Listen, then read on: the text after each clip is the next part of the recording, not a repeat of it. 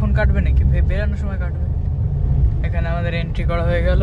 এবারে আমরা এখান থেকে ঘুরে পূর্বাঞ্চল এক্সপ্রেসে ধরে নিয়েছি।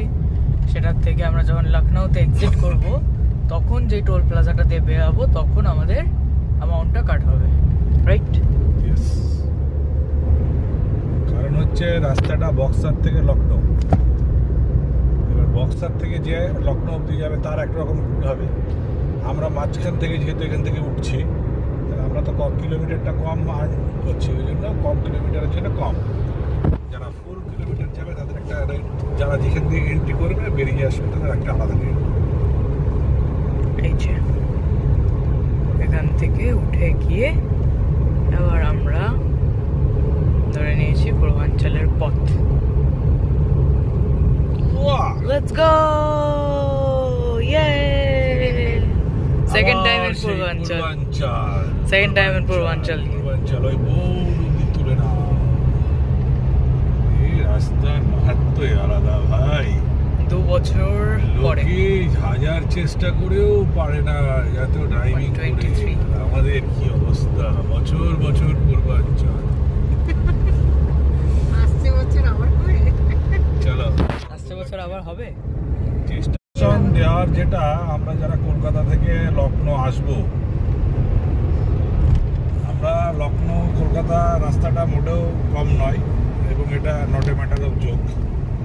এখন অব্দি আমার 855 কিলোমিটার অলরেডি রান হয়ে গেছে, এখন 125 থেকে 30 কিলোমিটার বাকি, এখন প্রায় 1000 কিলোমিটারের কাছে রান। অনেকেই বিভিন্নভাবে আসে, আমি প্রপার দুবার এলাম। আমি প্রথম বানারস সোজা চলে আসি আমাদের 19 নম্বর দিয়ে, বানারস ছেড়ে এসে আমাদের যে মোড়টা পড়লো এটার নাম হাড়ুয়া। হাড়ুয়া বলে একটা জায়গা আছে, সেখান থেকে 113 বি একটা রোড নতুন তৈরি করেছে, যেটা আমাদের বেনারস এয়ারপোর্ট, তারপর সুলতানপুর এই দিক দিয়ে আসে, সেটা পূর্বাঞ্চলে কানেক্ট করে। তা রোডটা মোটামুটি ভালো, প্রায় নাই করে ওই রোডটাতেও 160-70 কিলোমিটার থাকতে হবে। অবশ্যই ভালো রোড, টোল আছে, 2টো টোল আছে, 250 টাকার মতো টোলও লাগবে। তবু এই রাস্তাটা এলে একটা সুবিধা কি, পূর্বাঞ্চলে উঠে পূর্বাঞ্চলের রাস্তায় গাড়ি চালানোর তো একটা আলাদা মজা, সেটাকে অন্তত নেওয়া যায়। তাই আমরা আবার দ্বিতীয়বার